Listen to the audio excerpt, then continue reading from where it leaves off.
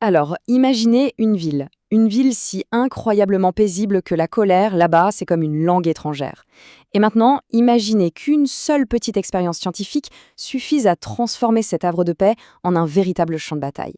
C'est l'histoire complètement folle de Jules Verne qu'on va décortiquer aujourd'hui. Et tout commence avec cette phrase. Une phrase qui, à Quiquendone, est plus qu'absurde. Elle est presque inconcevable. Un duel? Mais qu'est-ce que c'est que ça? C'est un concept tellement étranger que les habitants n'ont même pas de mots pour en parler. C'est vraiment le tout premier signe que quelque chose est en train de dérailler, et de dérailler sévèrement. Et la folie ne s'arrête pas là, bien au contraire. Prenez un opéra réputé pour sa lenteur, qui normalement dure 6 bonnes heures. Eh bien, du jour au lendemain, il est joué en un sprint frénétique de 18 minutes. Tout est accéléré, la musique, les acteurs, même le public. C'est comme si toute la ville tournait sous caféine. Du coup, la grande question, la voici. Comment est-ce possible? Comment la ville la plus calme de la planète a-t-elle pu basculer dans un chaos pareil? Pour trouver la réponse, il faut d'abord qu'on se penche sur ce qui rendait Quiquendone si unique. Notre enquête commence donc ici. On va d'abord examiner les symptômes de cette étrange épidémie de fureur qui a déferlé sur une ville qui, jusque-là, était l'incarnation même de la tranquillité. Mais avant de plonger dans la folie, il faut vraiment comprendre le calme qui l'a précédé.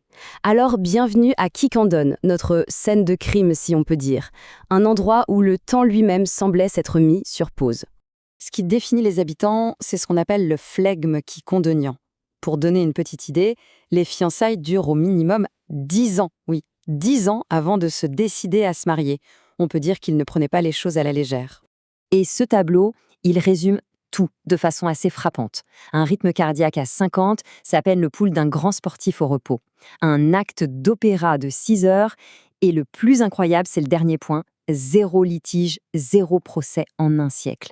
C'est une société où le conflit, eh bien, ça n'existe tout simplement pas. Et cette citation du maire, elle est parfaite. Elle résume toute leur philosophie. Pour eux, la perfection, ce n'est pas d'agir, non. C'est de ne jamais avoir à se décider. L'inaction, c'est la sagesse suprême. C'est dans ce monde-là que notre homme va débarquer. Et voilà, dans ce cocon de paix et d'inertie, arrive notre personnage principal, le catalyseur de tout le chaos à venir. Le mystérieux et lui, très très énergique, Dr. Ox. Le contraste est total, c'est le jour et la nuit. Ox est tout ce que les Quiquendoniens ne sont pas. Il est rapide, il est passionné, il est toujours en mouvement. C'est une véritable force de perturbation dans un système qui était parfaitement stable. Son arrivée ne peut que provoquer des étincelles. Alors officiellement, son projet, c'est un cadeau pour la ville. Il propose de construire, de sa poche, un système d'éclairage au gaz ultra moderne. Un projet qui a tout l'air d'être bienveillant. Mais comme on va vite le comprendre, la lumière, ce n'était qu'une façade. Et dès que son usine est en marche, les choses commencent à déraper. L'expérience est lancée et les symptômes de cette folie collective deviennent de plus en plus évidents, de plus en plus inquiétants.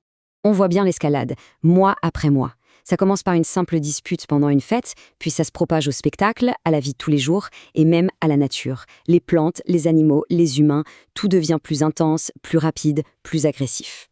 Et c'est cette scène qui va tout changer, qui va fournir l'indice clé. 2 hommes politiques, ennemis jurés, montent au sommet du Beffroi. Là-haut, dans l'air pur, miracle, ils redeviennent les meilleurs amis du monde.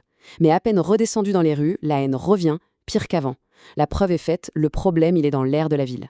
Cet indice de l'air, il nous mène tout droit au coupable et à son mobile. C'est le moment de la grande révélation, où le secret de l'oxygène et le véritable plan du Dr. Ox vont enfin être mis au grand jour.